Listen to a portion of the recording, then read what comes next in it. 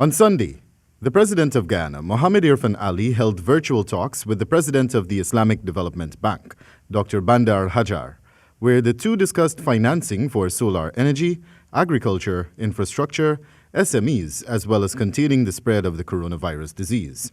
Specific details of the meeting, however, were not forthcoming. Meanwhile, also at the weekend, the former president of the country, now opposition leader David Granger, uttered remarks to the effect that the new government is clueless with regard to its policies for the country, among other things, while also denying ever seeing the PPP's manifesto and where it speaks to the creation of jobs, and the list continues. I am not convinced that they know what they're doing. They've come into this administration with blood in the eyes. All they're looking for is revenge. It's vendetta. They're not about to embark on orderly administration and provide security and confidence among the public servants of this country. They are going to be very, very serious problems for the PPP if they continue the way they've been going on for the last 12 days. The opposition leader, while pronouncing on recent dismissals by the new administration, remarked that with the COVID-19 pandemic in play, lots of youths are either working at home or unemployed, and that's already a bad precedent for them.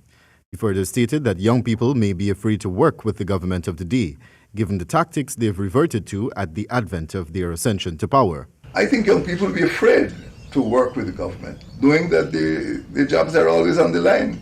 You know, they may go to work one day and see the gates closed. That's happened in the office of the president. They may get an envelope next morning saying, your service is no longer required.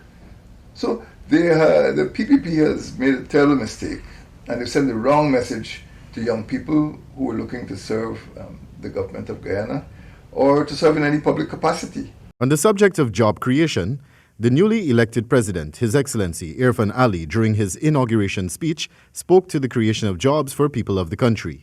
Our goal is to facilitate jobs for every Guyanese that want to work, not to provide them with the skills they need alone. That is why we invest in training and retraining our workforce so that they can stake their claim in our nation's prosperity.